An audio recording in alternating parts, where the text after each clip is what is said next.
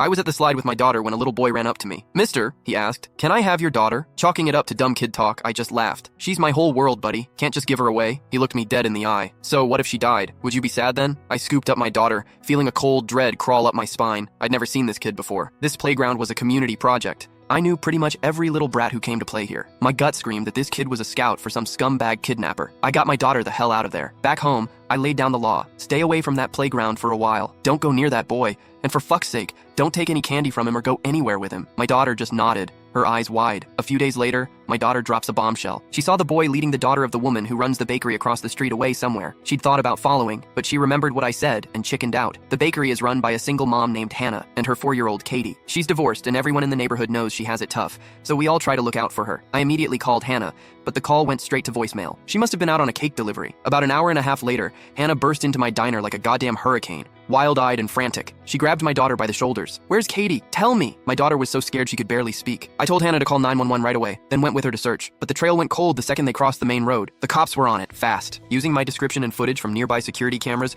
they found the boy that same night. His name was Leo. Leo swore up and down he hadn't taken Katie. His parents backed him up, lying through their teeth that their son had been home all day. The cops showed them the surveillance footage, blowing their bullshit story to pieces. That's when Leo, the little shit, finally mumbled, "I'm not 12 yet, so I don't have to go to jail, right?" Leo led us to a derelict construction site nearby and pointed to a small, freshly dug pit in the ground. "She's in there." The cops dug away the loose dirt and found a styrofoam cooler, the kind you get from Amazon deliveries. They pried the lid open. Katie was crammed inside, curled into a ball. Her eyes were wide open, her mouth slightly agape, her face a mask of pure terror. Hannah just fucking broke. She lunged at Leo, trying to tear him apart, but the cops managed to hold her back. The police had Leo recount the whole thing. His clarity, his step-by-step logic, sent a fucking icicle through my heart. Leo said he found the pit at the construction site and got the idea to bury something alive in it. First, he tried a stray cat, but it scratched its way out immediately. A failure. So, Leo switched his target to a kid. But the hole was too small, so the little psychopath tied 2 shoelaces together to measure the pit's dimensions. Whenever he found a potential target, he'd measure them with the shoelace first before trying to snatch them. He also said he only picked little girls. They were easier to control, and he added, "Their bodies are softer, easier to fold." "Did you kill her first, then put her in?" one of the cops asked, his voice tight. Leo shook his head. "I had her lie down in it herself." He'd set up a sick game. First, he had Katie lie down in a couple of big cardboard boxes and gave her chocolates,